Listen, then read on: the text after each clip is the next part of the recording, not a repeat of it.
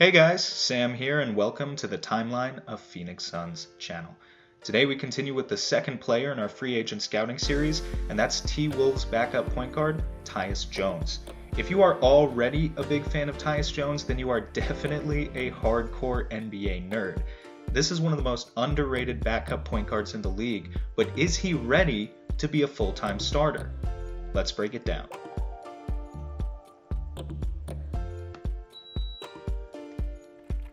The first thing that anyone has to say about Tyus Jones is mention his assist to turnover ratio because it is historically good. Last season, Tyus put together 7 assists for every turnover, making him basically as good at facilitating as we know to be humanly possible. Granted, Tyus was a backup for most of the season, so this comparison isn't quite fair, but Steve Nash never put together a ratio higher than 3.5 in his entire career.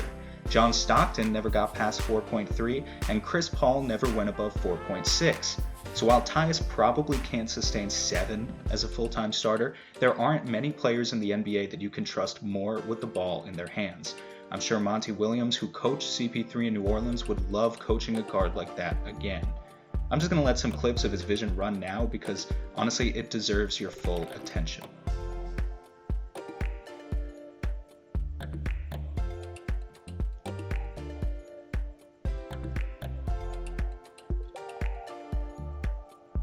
Okay, but here's the problem. At this point, that's kind of Tyus's only strength.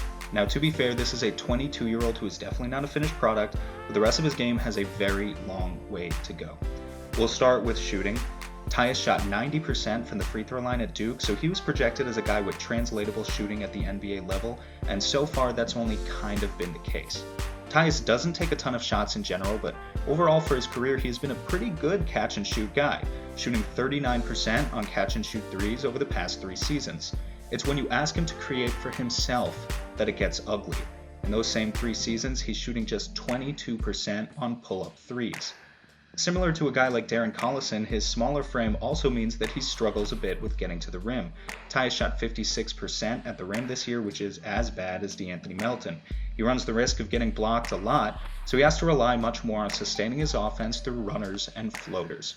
Now, as we talked about in the previous video, Collison makes up for this shortcoming by having a really polished mid-range game and even some ISO ability.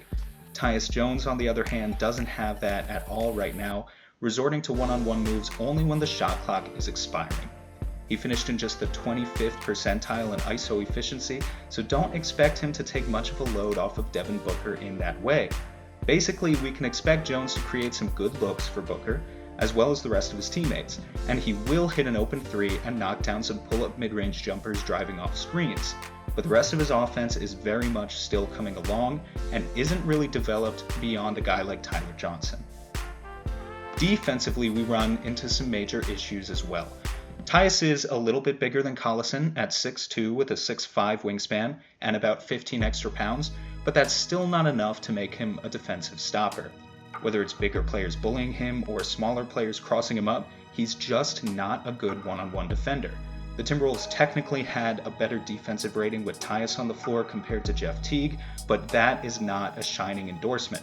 One big red flag for me is that for all 4 seasons of Tyus' career, he's allowed opponents to shoot above 70% inside of 6 feet, which is way above league average.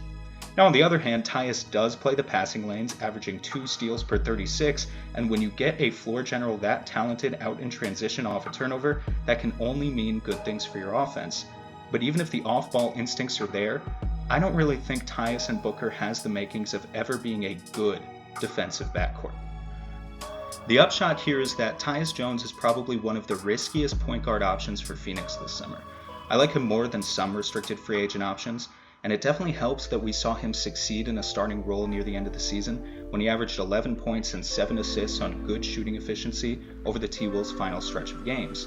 If everything works out for Tyus and he develops that consistent 3-point shot, I could honestly see his prime years being kind of reminiscent of a Nuggets Ty Lawson, weaving in and out of the paint, hitting jumpers, and efficiently conducting an offense while struggling on the other side of the ball. But if the other aspects of his offense never come along, he looks dangerously like a lot of the other failed point guards who have played next to Devin Booker. Dare I say that he even might be, in the absolute worst case, a slightly bigger, slightly better Tyler Ulis.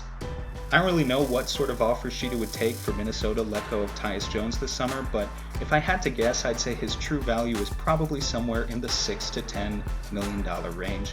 Let me know what you think and comment your thoughts below. As always, guys, if you liked the video, subscribe to our channel and follow us on Twitter @TheTimelinePod. Till next time.